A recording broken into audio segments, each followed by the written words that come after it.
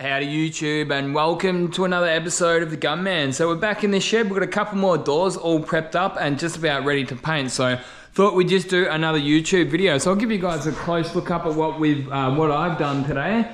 So I sanded it all back and they were not in a good way. You should have seen the pile of dust and scrapings that I had to clean up off the floor. It was quite big, but some of the work that we've been able to do so far in this garage, I've been a little bit impressed with it, to be completely honest. The quality of the paintwork that I've been doing, and even just the system, like the spray booth that I've just managed to set up. And I was only just thinking before, like this setup, it was just sort of throw it together quickly and sort of iron out the kinks as I go. And it turns out there's not many kinks. There's not much ironing that I need to do. So I have been promising for a while that I'll be doing a separate video on the setup, and that will definitely be coming. But for now, we've got two more doors here. So again, just the terrible work that they've done all through this house. But you know what? Like, I was thinking about it and I'm like, you know what? If it wasn't so bad, I probably wouldn't even be doing it. So in a way, in a funny roundabout way, this is the way I look at life, right? I'm a glass half full type guy.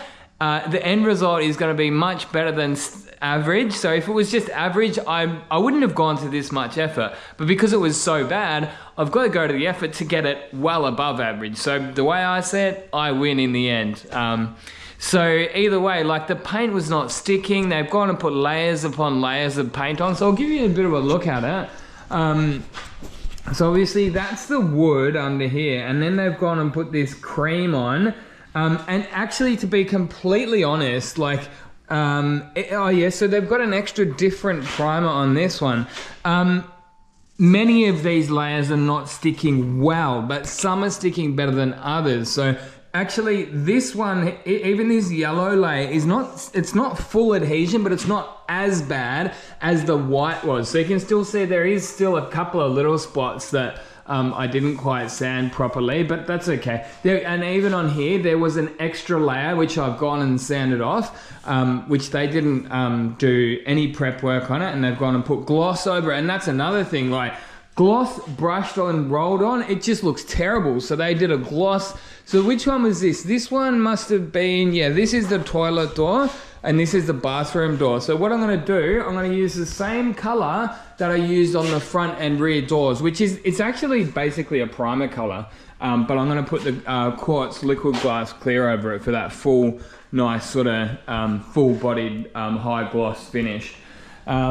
But yes, this side was the particularly bad one, and instead of sanding it, I started off by sanding. I'm like, man, this is taking forever. I just got a paint scraper, scraped at it, and a lot of it came off. So fingers crossed it's gonna look okay, but this is the inside of the bathroom. So if it's not 100%, as long as it's generally nice and clean and I've got that sort of nice full-bodied gloss, I think I'm going to be pretty happy with it. I've already run a Prepsol rag over it with a microfiber. I've tack clothed it. But one thing that I did want to point out was the performance of this 3M sandpaper. It was absolutely incredible. So this is what I used for prep work on most of it. So the 3M, I don't even know, like it just says Cubitron 2, but like they're not all like that. Not all of the Cubitrons are like that. So 3M actually just gave me a handful of abrasive. This is a few years ago, right?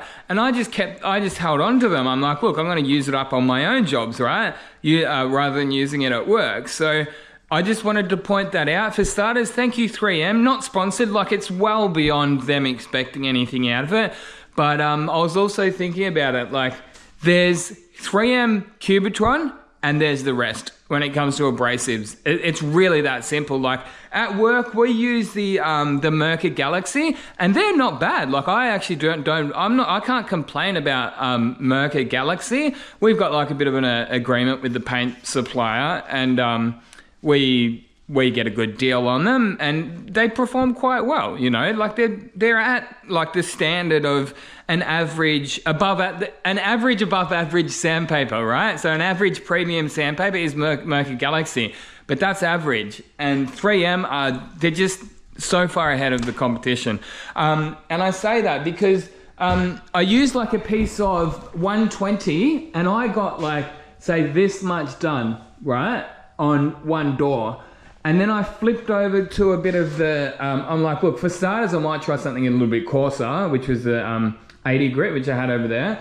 And then that did the rest of the door and the other side of the door, right? So I used 2 pieces for both doors, stripping an entire layer and in some cases 2 layers of paint off.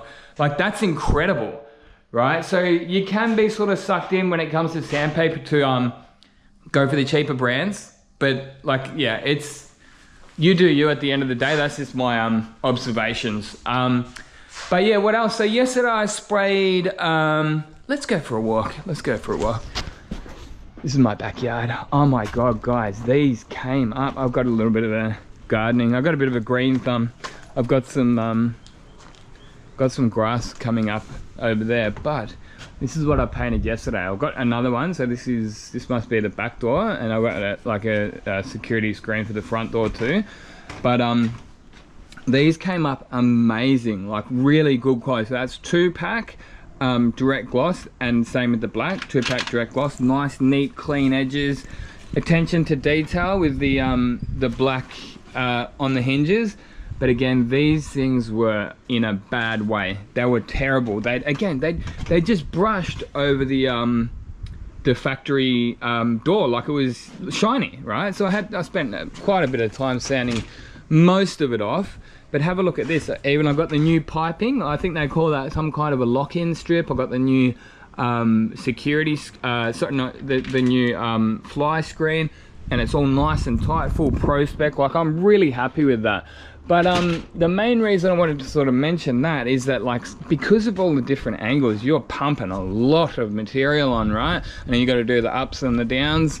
But this is the filter. The filter did a really good job. But one thing that I did learn is, so it caught most of the particles, the physical particles of paint. That's what I wanted to do. I wanted to catch as much of the physical particles of paint as it can. Fumes I'm not so worried about. It's more I want to catch the physical paint, and it's been doing that job perfectly. But I probably could have halfway through, because it was so chockers full of the paint. I could have halfway through ripped it off and put a new one on, and that's why I've got a few backed up here, which I can just change out as I need to. But strangely enough, I reckon you'll find, obviously, transfer efficiency on this is going to be much better, because most of it's going to be hitting the panel. You're not going to have all this stuff that's just flying through. Another thing worth mentioning is anything that is not covered or whatever, it's just going to get bombed with a bit of overspray. I'm okay with that. I don't mind my sort of hand tools, getting a little bit of overspray. Anything that I do sort of worry about, it's either in a cupboard or, as you can see, I've sort of thrown a little bit of a tarp just over some of these. There's my sort of electrical tools inside there. But look, enough gas bagging. I've got some wet on wet primer in the gun, and I want to bomb that wet on nice and wet. So I've got the ProLite T21.3. Anyway, let's get into it. Let's paint some shit. I'm out here, I'm painting shit. You got to do it too, man.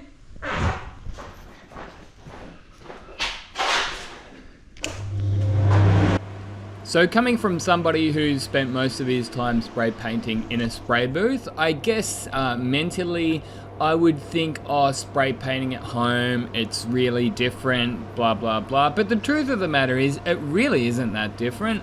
One thing that I've been sort of blown away by is just how fast you can get it done.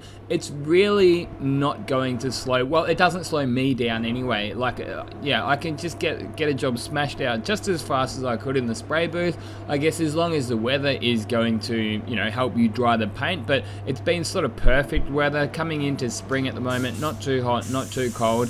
Basically, as soon as you get a coat down, as long as you don't put them on too heavy, by the time you mix up the next product, or you give the spray gun a quick clean out, you're pretty much right to go. So as you can see here, I'm sort of giving light coat first, because I wasn't sort of 100% confident that all those layers of whatever kind of paint they were were not going to react with my new solvent base. So of course this is a primer that I was spraying down first, and second up you're going to see me spraying down some color, but the color looks like primer. That's just the color that we went with for our house. I think this color is perfect for some of the doors. I think it would be a little bit over the top if I painted all the doors this color. So we did the front door, rear door, toilet and bathroom door in this color, full gloss of course. So this is a G shade color, and it would be like a 5.5 because we got the G5 primer color, and then I added a little bit of black because I think the G6 was a touch too dark,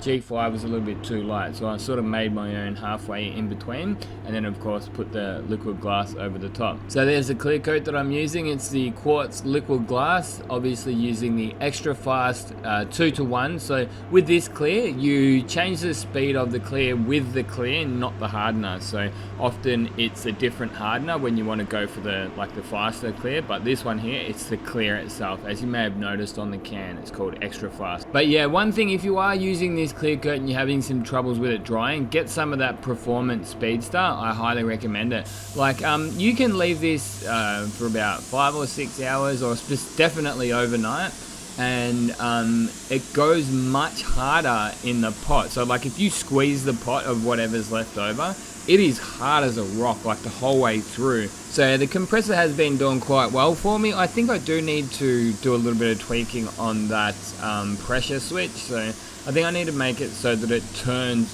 on sooner, because previously like it wasn't turning off, so I adjusted it down a little bit, but I think I need to maybe adjust it back up. It's sort of it's a bit time consuming to actually sit there and turn it off, drain it, and then tweak it, then turn it off, turn it on.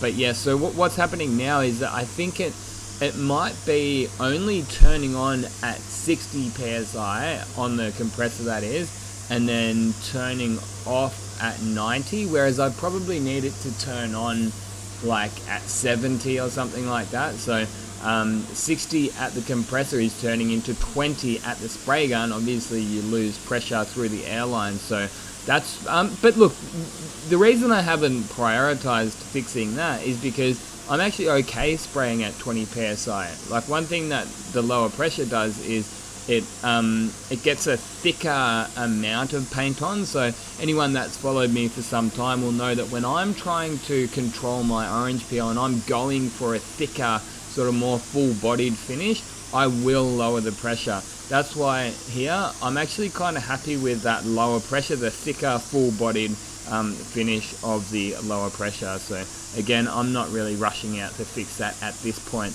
But yeah, I mean, obviously, ideally, like if you were going for a glass finish, you really would want that pressure up to say 30 psi at a minimum, especially, yeah, maybe even higher on your first coat. So yes, I love it, man.